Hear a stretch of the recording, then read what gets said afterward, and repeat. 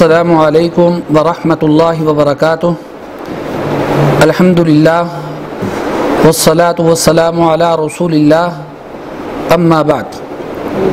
मुहतरम नाज़रीन व सामिईन, क़ुरबानी के अहकाम व मसाइल में से क़ुरबानी के गोश्त का गैर मुस्लिम को देना, क़ुरबानी की तकसीम में गैर मुस्लिम को क़ुरबानी का गोश्त देना। जिस तरह कि अल्लाह ताला ने कुरान पाक के अंदर फरमाया है क़ुरबानी का गोश्त उसकी तकसीम के हवाले से, फ़कुलू मिन्हा व अतइमुल बाइसल फ़क़ीर, और दूसरी जगह पे फरमाया दूसरी आयत के अंदर फ़कुलू मिन्हा व अतइमुल क़ानिअ वल मुअतर, कि क़ुरबानी का गोश्त आप ख़ुद भी खाएँ, गरीबों मिस्कीनों को, सवाल करने वाले को और सवाल ना करने वाले को, तमाम अहबाब को आप क़ुरबानी का गोश्त खिलाएँ और उनमें तक क़ुरबानी का गोश्त तकसीम करें।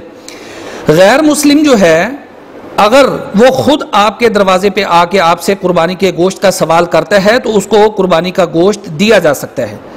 आज खुद आप उसको देने ना जाएं, बल्कि अगर वो आपके दरवाजे पे आए, आपसे सवाल करे, तब उसको दिया जा सकता है। आज खुद ना दें, जिस तरह कि अबू दाऊद के अंदर हदीस मौजूद है, अल्लाह के नबी सल्लल्लाहु अलैहि वसल्लम ने फरमाया, ला याकुलु तआमका इल्ला तक़ियुन, कि आपका खाना जो है कोशिश करें कि मुत्तकी लोग खाएं, नेक लोग खाएं। लिहाजा गैर मुस्लिम अगर खुद आ जाए और सवाल करे तो उसको आप कुर्बानी का गोश्त दे दें, अगर सवाल ना करे, वो ना आए, तो उसको ना दिया जाए।